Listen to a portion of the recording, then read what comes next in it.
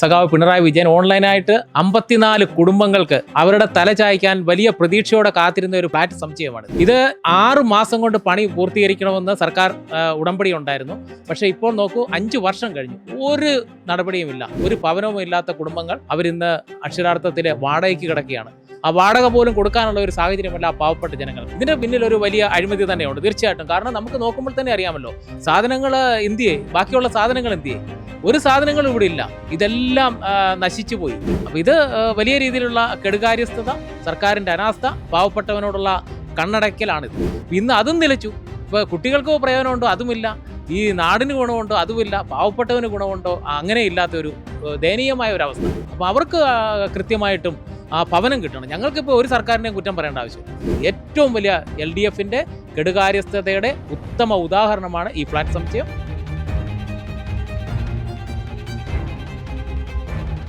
നമസ്കാരം. കഴിഞ്ഞ LDF സർക്കാരിൻ്റെ കാലത്തെ വലിയൊരു അഴിമതിയാണ് ഈ കാണുന്നത്. പത്തനംതിട്ട ഏഴംകുളം ഗ്രാമപഞ്ചായത്തിൽ ലൈഫ് മിഷൻ പദ്ധതിയിൽ 54ഓളം ഭവനരഹിതർക്കായി നിർമ്മിച്ച 4 നില സമുച്ചയമാണിത്. വെയ്റ്റ്ലെസ് സ്റ്റീൽ ഉപയോഗിച്ചാണ് 4 നിലയോളം ഉയരമുള്ള ഈ കെട്ടിടം ഇവിടെ നിർമ്മിച്ചത്. എന്നാൽ 6 വർഷത്തോളമായി ഇപ്പോൾ ഇത് ഉപേക്ഷിച്ച നിലയിലാണ്. കരാർ കമ്പനി ഇത് ഇട്ടടിച്ച് പോയോ എന്നാണ് അധികൃതർ പറയുന്നത്. ഇപ്പോൾ കോടിക്കണക്കിന് രൂപയുടെ പദ്ധതിയാണ് ഇത്തരത്തിൽ കാട് കയറി മഴയൊക്കെ നനഞ്ഞ് ഉപയോഗശൂന്യമായി കിടക്കുന്നത്. വലിയ പ്രതിഷേധത്തിലാണ് ഇവിടെയുള്ള നാട്ടുകാരൊക്കെ തന്നെ. 2020 സെപ്റ്റംബർ 24-ന് മുൻ മുഖ്യമന്ത്രിയായ സഖാവ് പിണറായി വിജയനാണ് ഈ പദ്ധതിയുടെ ഓൺലൈൻ ഉദ്ഘാടനം നടത്തിയത്. എന്നാൽ നിർമ്മാണം ആരംഭിച്ച് ഈ അവസ്ഥയിലാക്കിയിട്ട് കരാറുകാർ മുങ്ങുകയായിരുന്നു. അധികൃതർ ആരും തന്നെ ഇവിടേക്ക് തിരിഞ്ഞു നോക്കിയില്ല എന്നൊരു വലിയ ആക്ഷേപമാണ് ഇപ്പോൾ ഉയരുന്നത്. കോടിക്കണക്കിന് രൂപയുടെ സ്റ്റീലുകളൊക്കെ, ഇരുമ്പുകളൊക്കെ ഉണ്ട് ഇവിടെ കിടക്കുകയാണ്. ആക്രിക്കാർക്ക് പോലും കൊടുക്കാൻ കഴിയാത്ത തരത്തിൽ ഇവിടെ ഉപേക്ഷിച്ച നിലയിലായിട്ട് 6 വർഷത്തോളമാകുന്നു. നാട്ടുകാരൊക്കെ തന്നെ വലിയ പ്രതിഷേധത്തിലാണ്. ചേട്ടാ, ഇപ്പോൾ ഞങ്ങൾ അവിടെ നിന്ന് കണ്ടപ്പോൾ തന്നെ തലയിൽ കൈവച്ചു പോകും. എന്താണ് ഇത് സംഭവം? എത്ര കൊല്ലം മുന്നേ അത് പോകുന്നത്? ഇത് 2020 കേരളത്തിന്റെ ബഹുമാനപ്പെട്ട മുഖ്യമന്ത്രി സഖാവ് പിണറായി വിജയൻ ഓൺലൈനായിട്ട് 54 കുടുംബങ്ങൾക്ക് അവരുടെ തല ചായ്ക്കാൻ വലിയ പ്രതീക്ഷയോടെ കാത്തിരുന്ന ഒരു ഫ്ലാറ്റ് സമുച്ചയമാണിത്. ഇത് 6 മാസം കൊണ്ട് പണി പൂർത്തീകരിക്കണമെന്ന് സർക്കാർ ഉടമ്പടി ഉണ്ടായിരുന്നു. പക്ഷേ ഇപ്പോൾ നോക്കൂ, 5 വർഷം കഴിഞ്ഞു, ഒരു നടപടിയുമില്ല. സർക്കാർ തോറ്റു. ഈ മൊത്തം തുരുമ്പടിച്ചു പോവുകയാണ്. തുരുമ്പെടുത്തിരിക്കുന്നു, കാട് പിടിച്ച് കിടക്കുന്നു. വെയ്റ്റ്ലെസ് സ്റ്റീലാണ്. അഹമ്മദാബാദിലുള്ളൊരു കമ്പനിയാണ് ഇത് എടുത്തിരുന്നത്. കോവിഡ് സമയത്ത് ഇതിൻ്റെ റേറ്റ്, സാധനങ്ങളുടെ ലഭ്യതക്കുറവ് വന്നു. അപ്പോൾ അവർ പറഞ്ഞു ഇത് റേറ്റ് കൂട്ടിക്കൊടുക്കണമെന്നുള്ളത്. അതിനുശേഷം ഒരു അനക്കവുമില്ല. 5 വർഷം കഴിഞ്ഞു. ഇത് സർക്കാർ, നമ്മുടെ എല്ലാം നികുതിപ്പണമാണിത്. ഈ കുടുംബങ്ങൾ ഇന്നും അനാഥമായിട്ട്, അവർക്ക് യാതൊരു വിധമായ ഭൂമിയോ ഒരു ഭവനവും ഇല്ലാത്ത കുടുംബങ്ങൾ അവരിന്ന് അക്ഷരാർത്ഥത്തിൽ വാടകയ്ക്ക് കിടക്കുകയാണ്.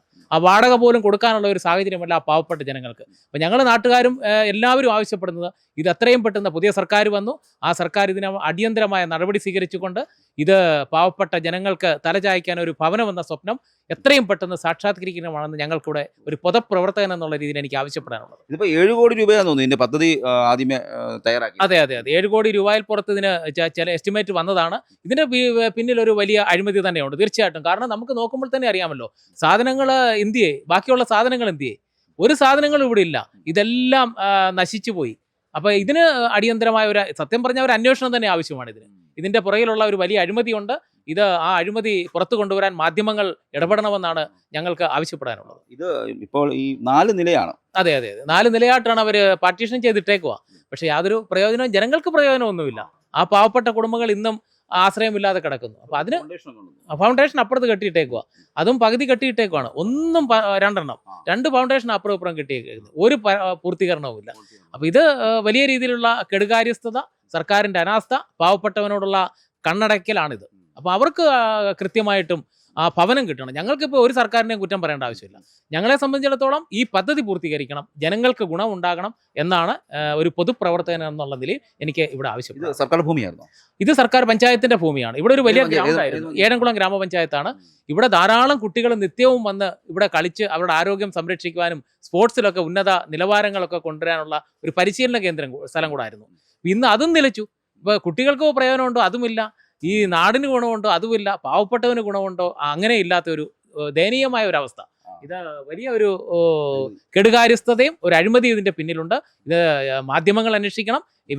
വന്ന സർക്കാർ ഇതിനു വേണ്ടിയുള്ള ഈ കുടുംബങ്ങൾക്ക് വേണ്ടി എത്രയും പെട്ടെന്ന് ഭവനം നിർമ്മിച്ചു കൊടുക്കണം എന്നാണ് ഞങ്ങൾക്ക് ആവശ്യപ്പെടുന്നത്. പ്രതിഷേധ പരിപാടികളൊന്നും നടന്നിട്ടില്ല. പ്രതിഷേധ പരിപാടി ധാരാളം. ഞങ്ങൾ ഭാരതീയ ജനതാ പാർട്ടി തന്നെ വലിയ രീതിയിലുള്ള പ്രതിഷേധം ഏഴംകുളം ഗ്രാമപഞ്ചായത്തിൽ എവിടൊക്കെ ഞങ്ങൾക്ക് നിവേദനം കൊടുക്കാൻ സാധിക്കുമോ അതെല്ലാം ഞങ്ങൾ ചെയ്തു. ഇനി വരുന്ന ഉടൻ തന്നെ ഞങ്ങൾ പഞ്ചായത്തിൽ ഇതിൻ്റെ ആവശ്യം ഉന്നയിച്ചുകൊണ്ട് ഭാരതീയ ജനതാ പാർട്ടി ഏനാത്ത് ഏരിയ കമ്മിറ്റിയുടെ നേതൃത്വത്തിൽ വളരെ രീതിയിലുള്ള ഒരു പരാതിയും ഒരു പ്രതിഷേധങ്ങളും ഞങ്ങൾ അവിടെ ഉണ്ടാകും.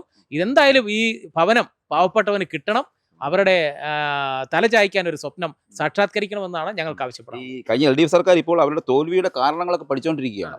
ആ തോൽവിയുടെ കാരണമാണ് നമ്മൾ ഈ കാണുന്നത് തന്നെ. ഇതൊരു തോൽവിയാണ്. കാരണം ഒരു സർക്കാർ പാവപ്പെട്ടവന് വേണ്ടി നിലകൊള്ളുന്ന ഒരു സർക്കാർ, അവരെപ്പോഴും പറയുന്നത് എന്താണ്? ഞങ്ങൾ പാവങ്ങളുടെ പടത്തലവന്മാരാണ്, ഞങ്ങൾ പാവപ്പെട്ടവന് വേണ്ടിയാണ് ഞങ്ങൾ പ്രവർത്തിക്കുന്നത്. ഈ പാവപ്പെട്ട ഞങ്ങൾക്ക് അവരോട് ചോദിക്കാനുള്ളത്, ഇത് പാവങ്ങൾക്ക് വേണ്ടിയുള്ളതല്ലേ? ഈ 54 പാവപ്പെട്ട കുടുംബത്തിന് വേണ്ടി നിർമ്മിച്ച ഈ പദ്ധതി എന്തുകൊണ്ട് ഇവിടെ തടസ്സപ്പെട്ടു? അത് ഇവർ പറയണം. അതിനുള്ള മറുപടിയാണ് ജനങ്ങളിപ്പോൾ കൊടുത്തിട്ടുള്ളത്. അപ്പോൾ അത് ഏറ്റവും വലിയ LDFൻ്റെ കെടുകാര്യസ്ഥതയുടെ ഉത്തമ ഉദാഹരണമാണ് ഈ ഫ്ലാറ്റ് സമുച്ചയം.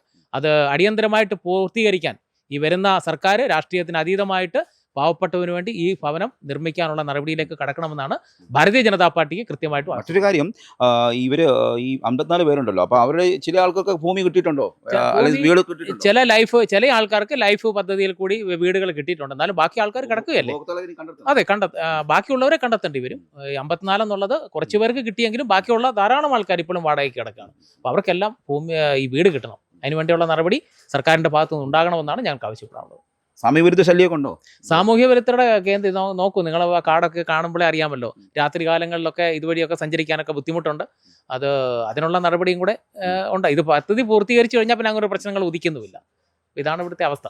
ഏതാണ്ട് 7.27 കോടി രൂപയാണ് ഈ പദ്ധതിക്കായി മാറ്റിവെച്ചത്. വെയ്റ്റ്ലെസ് സ്റ്റീൽ ഉപയോഗിച്ചാണ് 4 നില സമുച്ചയം ഉയർന്നത്. തൊട്ട് അപ്പുറത്തായി ഫൗണ്ടേഷൻ ഉൾപ്പെടെ നിർമ്മിച്ചിട്ടുണ്ട്. എന്നാൽ ഇത് പാതി വഴിയിൽ നിർത്തലാക്കിയിരിക്കുകയാണ്. കരാർ നിർമ്മാണ കമ്പനി ആവശ്യപ്പെട്ടത് ഈ തുക കൂടുതൽ അവർക്ക് കരാർ പുതുക്കി നൽകണമെന്നാണ് ആവശ്യപ്പെട്ടത്. എന്നാൽ അത് കഴിയാതെ വരികയും ഈ നിർമ്മാണം ഇവിടെ നിലയ്ക്കുകയുമായിരുന്നു. ഏതായാലും സർക്കാരിൻ്റെ LDF സർക്കാരിൻ്റെ കെടുകാര്യസ്ഥതയ്ക്ക് ഉദാഹരണം തന്നെയാണ് ഈ കാണുന്നത്. വലിയ അഴിമതി തന്നെയാണ് ഇത്തരത്തിൽ ഈ സംഭവത്തിൽ ഉണ്ടായിരിക്കുന്നത്. ഇത് ഈ കെട്ടിടം, ഈ നിർമ്മാണ പ്രവർത്തനങ്ങൾ ഉപേക്ഷിച്ച് പോവുകയും ചെയ്തു. ആർക്കും ഇല്ലാത്തൊരു സാഹചര്യത്തിൽ എത്തി നിൽക്കുകയാണ്. ഈ അഴിമതിയെപ്പറ്റി അന്വേഷണം നടത്തണമെന്നൊരു ആവശ്യവുമാണ് ഇപ്പോൾ നാട്ടുകാരുടെ ഭാഗത്തു നിന്നും ഉന്നയിക്കുന്നത്. Cameraman ജിതിനൊപ്പം CR Shyam, Marunadan Malayali, Adoor.